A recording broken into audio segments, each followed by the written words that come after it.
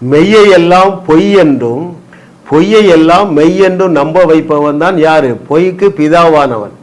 அவன் எதெல்லாம் எந்த மெய்யெல்லாம் பொய்ன்னு நம்ப வச்சுட்டான் தெரியுமா? இயேசு கிறிஸ்து உன்னை பற்றி சொன்னதை நீங்க சக்சஸ்ஃபுல்லா பொய்ன்னு நம்புறீங்க பாருங்க. இயேசு கிறிஸ்துவை பற்றி என்ன சொன்னாரு? நீங்கள் நான் செய்ததையே செய்வீர்கள், இதை விட பெரிய கிரியைகளை செய்வீர்கள் என்று சொன்னார். நீ அதை சீரியஸா எடுக்கலன்னா பொய்யனை நம்புகிறாய். am I right or not?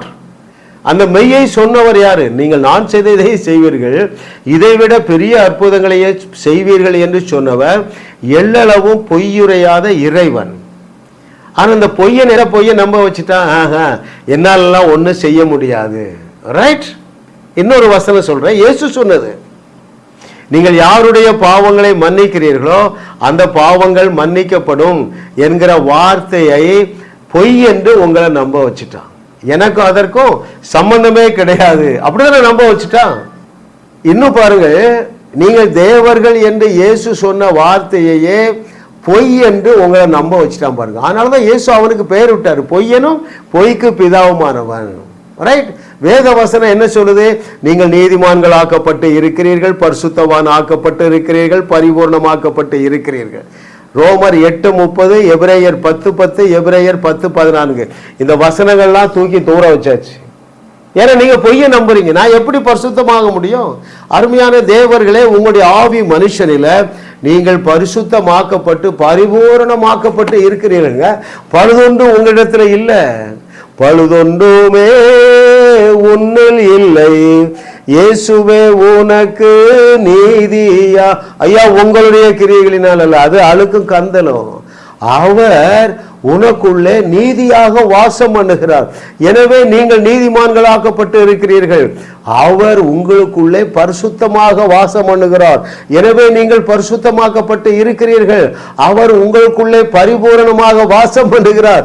எனவே நீங்கள் பரிபூரணமாக வாழ்ந்து கொண்டு இருக்கிறீர்கள். சோர்ந்து போகாதீங்க. இயேசு சொன்ன வார்த்தையை நீங்க சீரியஸா எடுப்பீர்கள் என்றால் உங்க வாழ்க்கையில ஒரு நன்மையும் குறைவுபடாத வாழ்க்கை உங்களுக்கு காத்திருக்கிறது. It is effortless, it is enjoyable. இயேசு என்ன சொன்னாருங்க? என்னுடைய வழிகள் லகுவானவைகள், ரைட், இன்பமயமானவைகள். அந்த மேலான இன்பமயமான லகுவான வாழ்க்கைக்கு நான் உங்களை அழைக்கிறேன். It is very very easy, ரொம்ப ஈஸிங்க. நீங்க எதுவுமே செய்ய வேண்டாம், 5 பைசா செலவழிக்க வேண்டாம், என்னையும் பார்க்க வேண்டாங்க. செய்தி 100 செய்தியை கேளுங்க, உங்களுக்குள்ளே உற்சாக ஆவி பெருகி கொண்டே இருக்கும். ஏனென்றால் மாயமில்லை, மந்திரமில்லை, சத்தியத்தை நான் சரியாக கற்றுக் கொடுக்கிறேன். கிறிஸ்துவுக்குள்ளே நீங்கள் யார் என்று கற்றுக் கொடுக்கிறேன். உங்களுடைய மைண்ட் ரெனியூ ஆகுது, மைண்ட் அதை ஏற்றுக்கொள்ளுகிறது.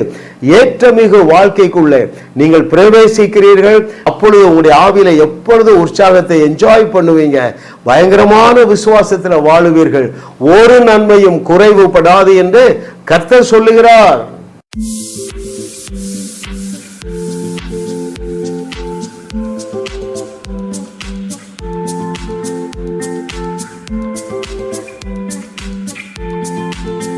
ஜாஸ் மினிஸ்ட்ரீஸ் யூடியூப் சேனலில் தொடர்ந்து செய்திகளை கேளுங்கள், சப்ஸ்கிரைப் செய்யுங்கள், வீடியோக்களை லைக் செய்து பலரோடும் பகிர்ந்து கொள்ளுங்கள்.